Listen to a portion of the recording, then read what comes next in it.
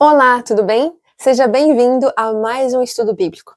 No vídeo anterior, nós estudamos sobre profecia e analisamos o sonho de Nabucodonosor que se encontra no livro de Daniel. E neste estudo de hoje, vamos compreender o significado da pedra que também estava presente no sonho. E qual é a sua importância, tanto no sonho quanto para nós hoje. Mas antes de começar o estudo em si, vamos orar. Feche seus olhos e curve a sua fronte. Pai querido que estás nos céus, Deus Todo-Poderoso e Eterno. Obrigada, Senhor, por mais esta oportunidade de estarmos aqui estudando juntos a Tua Palavra. Que possamos realmente sentir o Teu Santo Espírito sendo derramado sobre nós e que possamos compreender a Tua Palavra. É isso que pedimos, já agradecendo em nome de Jesus. Amém. Primeiro vamos começar recordando o papel da pedra no sonho de Nabucodonosor. Abra sua Bíblia comigo em Daniel capítulo 2. Daniel, capítulo 2, versículo 34. Que diz assim: Enquanto estavas contemplando toda a estátua, uma pedra soltou-se sem auxílio de mãos, atingiu a estátua nos pés de ferro e de barro e os destroçou. No estudo anterior, nós analisamos aquela estátua. E nós chegamos à conclusão de que cada parte dela se referia a um reino diferente. Então, de repente, uma pedra soltou-se sem auxílio de mãos e rompeu aquela estátua e a fez em pedaços. Mas agora eu lhe pergunto, quem é essa pedra? Vamos descobrir na Bíblia. Vamos ler 2 livros. O primeiro será Atos capítulo 4, versículo 11. E o segundo será Efésios capítulo 2, versículo 20. Vamos lá em Atos. Capítulo 4, versículo 11 diz assim: Este Jesus é a pedra que foi rejeitada por vós, os construtores, a qual foi posta como pedra angular. Agora, Efésios, capítulo 2, versículo 20, que diz assim: Edificados sobre o fundamento dos apóstolos e dos profetas, sendo o próprio Cristo Jesus a principal pedra angular desse alicerce. Então, aqui, através desses 2 livros da Bíblia, podemos realmente confirmar quem é essa pedra. E essa pedra é Jesus Cristo. Esta pedra representa o reino de Jesus. Um reino que nunca passará, que nunca cairá e que jamais estará sob o domínio de outro povo. Mas será um reino que será estabelecido com total soberania. E agora que já sabemos quem é a pedra, qual é a promessa que Jesus nos deixou, depois que descobrimos que Ele é a pedra angular? Abra sua Bíblia junto comigo em João, capítulo 14, versículos 1 a 3. João, capítulo 14, versículos 1 a 3. Que diz assim: Não permitais que o vosso coração se preocupe. Credes em Deus, crede também em mim. Na casa de meu pai há muitos aposentos. Se não fosse assim, eu teria dito a vós, porquanto vou para preparar-vos lugar. E quando eu me for e vos tiver preparado um lugar, virei de novo e vos levarei para mim, a fim de que, onde eu estiver, estejais vós também. Aqui Jesus deixa claro que antes dele voltar para buscar eu e você, ele preparará moradas para mim e para você. Que maravilhosa esperança, não é? Um privilégio e uma grande oportunidade de saber que Jesus voltou para o céu para preparar para mim e para você um verdadeiro lar. Bom, mas talvez você esteja pensando, será que realmente a volta de Jesus Cristo para este mundo é uma certeza? Vamos descobrir. E para isso, vamos ler 2 livros da Bíblia. O primeiro será Hebreus. Vamos lá, abra sua Bíblia em Hebreus junto comigo. Hebreus, capítulo 9, versículos 27 e 28.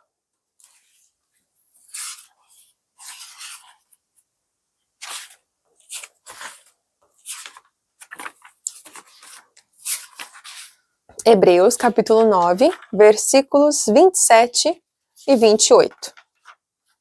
Que diz assim: E assim como aos homens está ordenado morrer uma só vez, vindo depois disso o juízo, assim também Cristo foi oferecido em sacrifício, uma única vez, para tirar os pecados de muitas pessoas, e aparecerá a segunda vez, não mais para eximir o pecado, mas para brindar salvação a todos que o aguardam. Neste livro de Hebreus, nós temos completa comprovação de que Jesus voltará sim, mas não será para ser negado novamente pelos seus. Muito menos será para morrer de novo por mim e por você. Mas ele voltará para brindar salvação para todos aqueles que estão o aguardando. Agora vamos lá para Atos capítulo 1.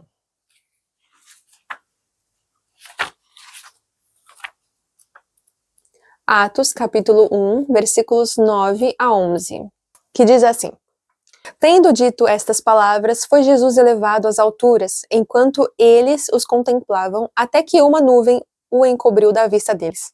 E aconteceu que, estando eles com os olhos fixos nos céus, enquanto ele subia, surgiram junto deles 2 homens vestidos de branco, que lhes comunicaram: Homens galileus, por que estáis contemplando as alturas? Esse Jesus que dentre vós foi elevado ao céu, retornará do mesmo modo como o viste subir. E aqui neste livro de Atos, temos mais uma comprovação e confirmação de que sim, Jesus Cristo voltará. E da mesma maneira que ele subiu nas nuvens dos céus, ele voltará também pelas nuvens dos céus. E tenha plena certeza de que, independentemente se você crê ou não que Jesus Cristo voltará, ele virá. Não há nada que possa mudar isso. Mas como Jesus voltará? E para isso, vamos ler juntos novamente 2 livros da Bíblia. O primeiro será Mateus capítulo 24. Vamos lá comigo. Mateus capítulo 24, versículos 30 a 31. Que diz assim: Então surgirá no céu o sinal do Filho do Homem, e todos os povos da terra prantearão e verão o Filho do Homem chegando nas nuvens do céu, com poder e majestosa glória. Ele enviará os seus anjos com poderoso som de trombeta, e estes reunirão os seus eleitos dos 4 ventos, de uma a outra extremidade dos céus. E agora vamos ler Apocalipse capítulo 1, versículo 7. Abra sua Bíblia em Apocalipse. Capítulo 1, versículo 7. Que diz assim: Eis que ele vem com as nuvens, e todo olho verá, até mesmo aqueles que o traspassaram, e todas as tribos da terra se lamentarão por causa dele. Certamente assim será. Amém. A palavra de Deus nos deixa claro de que Jesus voltará nas nuvens dos céus. Mas não voltará sozinho. Ele estará com todos os seus anjos e estes estarão tocando trombetas. Mas não se engane. Quando Jesus voltar, todas as pessoas de todo o planeta Terra verão ao mesmo tempo a sua volta. Quer dizer que tanto o Ocidente como o Oriente, todas as pessoas estarão contemplando a volta de Jesus Cristo ao mesmo tempo. E talvez você esteja pensando, mas enquanto Jesus estiver voltando, o que acontecerá com as pessoas que já morreram? E ainda mais, o que acontecerá com as pessoas que estiverem vivas naquele momento? Vamos descobrir. Abra sua Bíblia em 1 Tessalonicenses capítulo 4.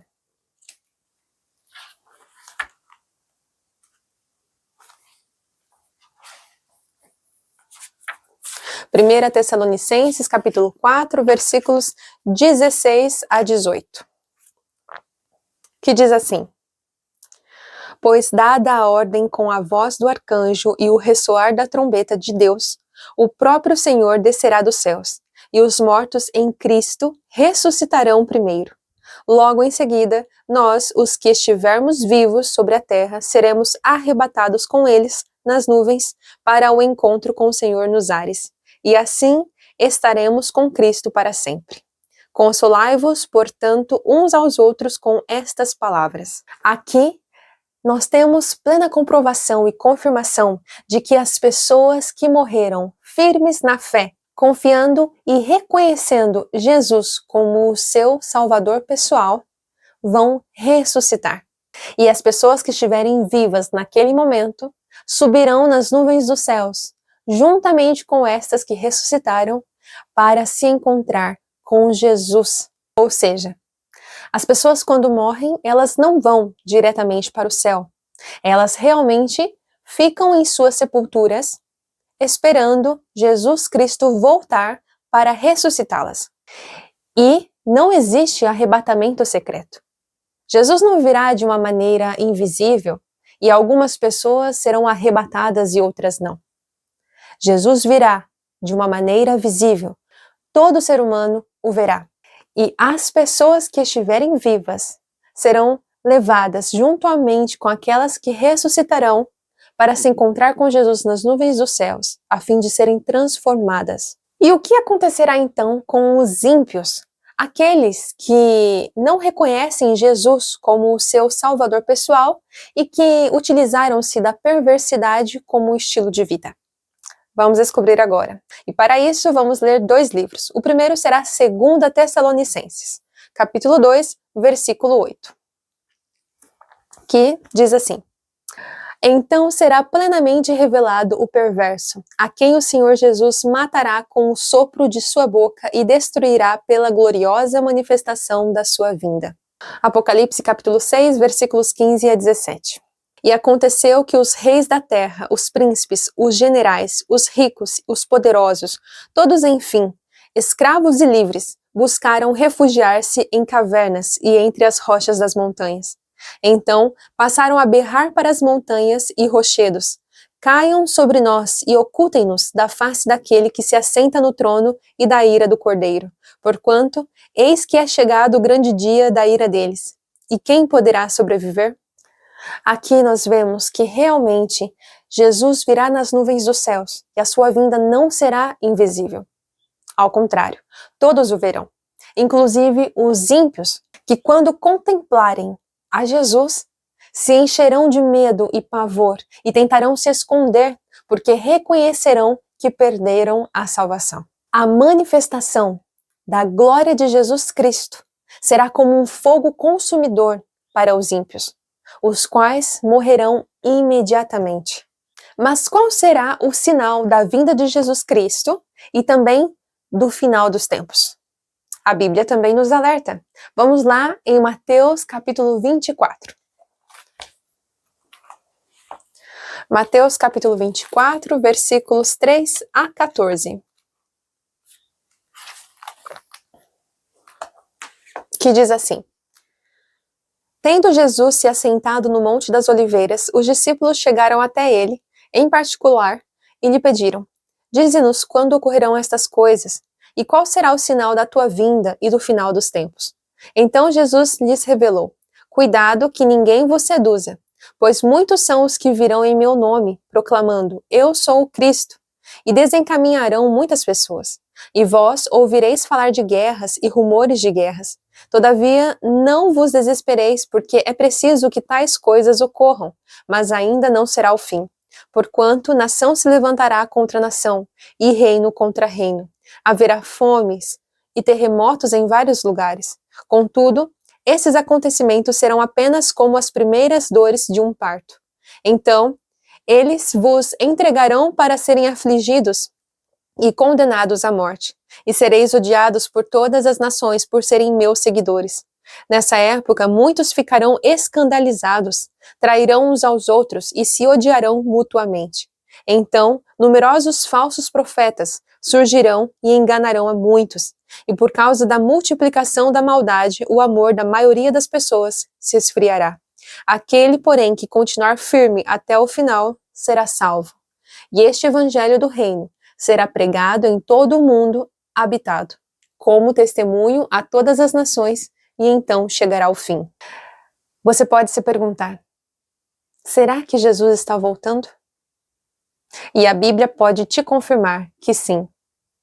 Esses são sinais de que a volta de Jesus está mais perto do que você imagina. E talvez agora a sua dúvida seja: ok, compreendi que Jesus Cristo está voltando, compreendi que o cenário no qual nós estamos vivendo hoje, globalmente, nos mostra e nos confirma que há um Cristo que está voltando para nos buscar. Que realmente este mundo já está chegando à sua validade. Como eu posso então me preparar para este momento, para este evento, o evento mais esperado da história? Bom, vou compartilhar com você o que você realmente precisa fazer para estar preparado para este momento. E o primeiro é estudar a Bíblia. Abra sua Bíblia em Josué, capítulo 1, versículo 8. Que diz assim: que o livro da lei esteja sempre nos teus lábios. Medita nele dia e noite, para que tenhas o cuidado de agir em conformidade com tudo o que nele está escrito. Deste modo, serás vitorioso em todas as tuas empreitadas e alcançarás bom êxito. Então, temos a confirmação de que, para estarmos preparados para a volta de Jesus Cristo, precisamos não somente ler a Bíblia, mas estudá-la. Precisamos meditar em cada palavra que ela nos diz. A Bíblia é um guia, uma bússola, para direcionar você exatamente para o momento da volta de Jesus Cristo. O segundo é orar em todo o tempo e todos os dias. Vamos lá para Efésios capítulo 6, versículo 18.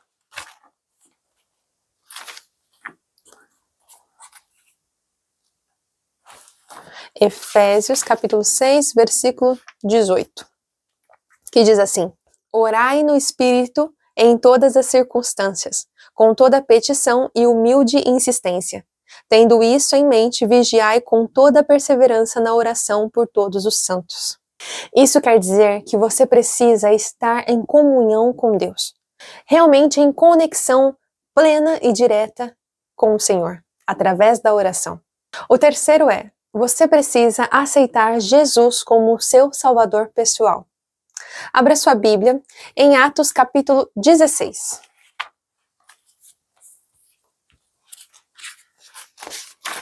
Atos capítulo 16, versículo 31, que diz assim: eles prontamente lhe afirmaram: crê no Senhor Jesus e assim serás salvo, tu e os de tua casa. Você precisa confiar e crer que Jesus Cristo é quem virá nas nuvens dos céus para buscar você. Que Jesus Cristo é aquele que veio pela primeira vez aqui neste mundo e morreu por mim e por você, a fim de perdoar os nossos pecados e nos dar a oportunidade e o privilégio da salvação. O quarto é obedecer os 10 mandamentos segundo a Bíblia. Vamos lá, em Êxodo capítulo 20.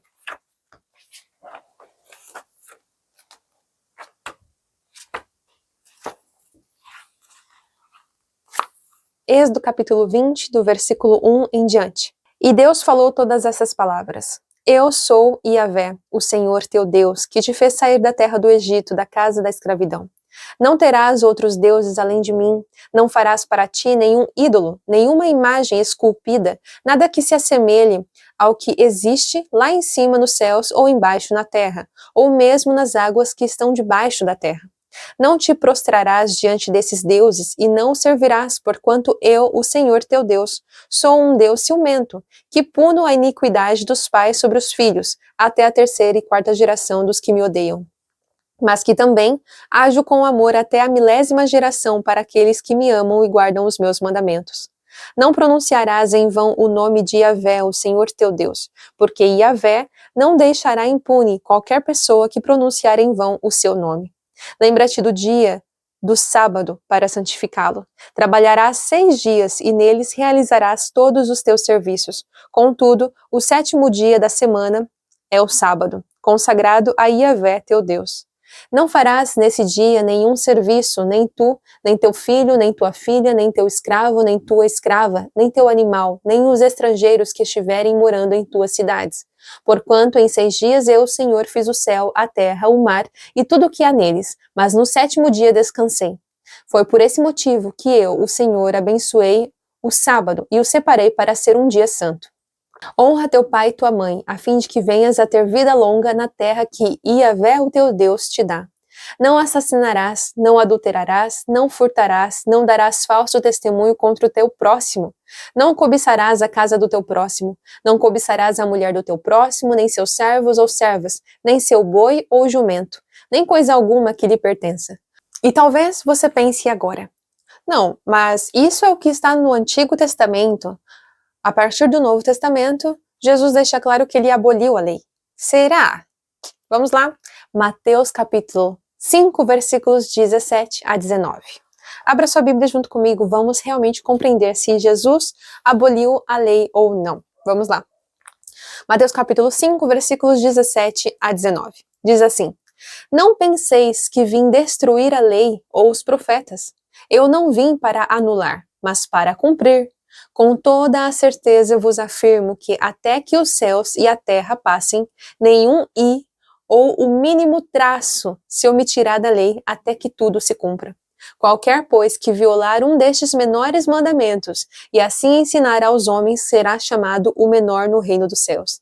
Aquele, porém, que os cumprir e ensinar será chamado grande no reino dos céus. Então aqui nós temos a comprovação de que Jesus não veio abolir a lei, os 10 mandamentos ou o sábado, mas ele veio para cumprir. Em toda a trajetória de Jesus aqui neste mundo, nós vemos que ele realmente cumpriu os 10 mandamentos. Ele realmente guardou o sábado como dia santo.